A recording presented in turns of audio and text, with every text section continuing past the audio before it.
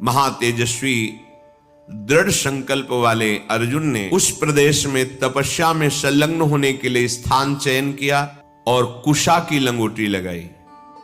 कुशा बहुत दुखद होता है, छू जाए तो त्वचा को चीर दे।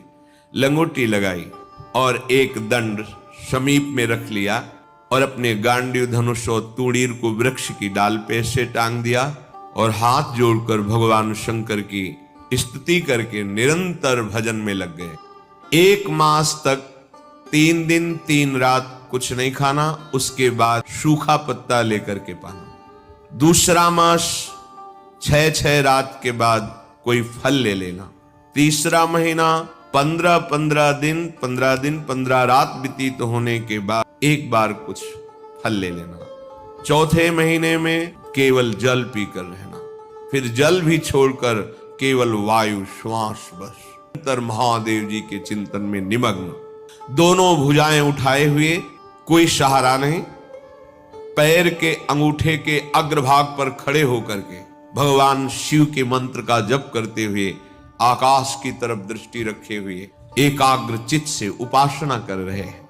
तदनंतर अर्जुन की भयंकर तपस्या को देख करके वहां रहने वाले जितने ब्रह्म ऋषि थे सब भगवान पिनाकपाणी महादेव जी के समीप गए और महादेव जी को प्रणाम करके कहा, देवाधिदेव अर्जुन आपके लिए महान तपस्या से युक्त होकर के उपासना कर रहे हैं। हिमालय के पृष्ठभाग में स्थित होकर ऐसी उग्र तपस्या कर रहे हैं कि यदि आपने उनको सांत्वना न दी जो वो चाहते हैं तो दिशाओं में आग पैदा हो जाएगी उनके तप से। हे देव देवेश्वर, हम लोग कुछ समझ नहीं पा रहे कि उनको कैसे शांत करें। वे अपनी तपस्या का संताप प्रकट कर रहे हैं। हम महर्षि जन चिंतित हैं कि यदि वो ऐसी तपस्या में रहे तो आग पैदा हो जाएगी।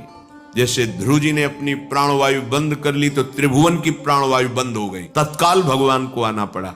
पवित्र चित्त वाले इन महर्षियों की जो सदा सबको सुख देने में तत्पर रहते हैं, उनकी बात सुनकर भगवान देवाधिदेव महादेव ने कहा, महर्षियों मुझे पता है, तुम विषाद मत करो। अर्जुन की तपस्या किसी को कष्ट देने के लिए नहीं है। अर्जुन के मन में जो संकल्प है वो मैं जान रहा हूं। वो किसी लोकांतर के भोग की इच्छा से तपस्या नहीं कर रहे हैं। उन्हें जो पाना है वो मैं प्रदान करूंगा। तुम सब शांत चित्त होकर अपने अपने भजन में लगो जाकर। भगवान शंकर का ये वचन सुनकर जितने ब्रह्मर्षि आए हुए थे सब प्रणाम करके अपनी अपनी कुटिया को गए।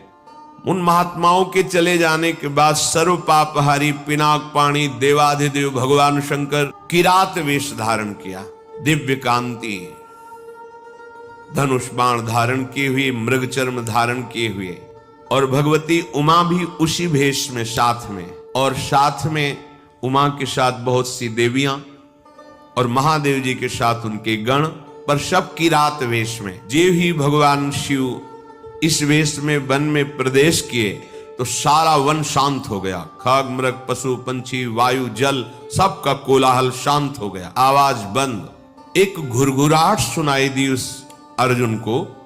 आकाश दृष्टि करके मंत्र जप कर रहे थे, दृष्टि घुमाई तो देखा एक विशाल सुअर उनको मारने के लिए तीव्र गति से आ रहा है। तत्काल अर्जुन ने अपने गांडीव धनुष को उठाया और प्रत्यंचा चढ़ाकर टंकार की, जिसकी ध्वनि उस शांत वन में गूंज गई। अर्जुन ने कहा, ऐ शुकर, मैं तपस्या में लगा हूं, किसी को कष्ट नहीं दे रहा हूं, फिर भी मुझे मारना पड़ेगा क्योंकि तू बिना अपराध के मुझे मारने के लिए आ रहा है। सुदृढ़ धनुष वाले अर्जुन को प्रहार के लिए उद्यत देखकर किरात रूपधारी भगवान शिव ने सहसा रोका। ऐ वीर, इस शूकर को मैंने पहले शिकार रूप में निश्चित कर लिया है, तुम अपना बाण मत चला देना। परंतु अर्जुन ने किरात के वचन की अवहेलना करके तत्काल भयंकर बाण के द्वारा उस शूकर को बेध दिया। जैसे अर्जुन का बाण वैसे ही किरात वेशधारी भगवान शिव का बाण भी उसी जगह लगा। दोनों के छोड़े हुए बाण से सुवर्ण रूप त्याग करके मूक दानों विशाल पर्वत की तरह वो अपने असली स्वरूप में आकर प्राण त्याग कर गिर पड़ा।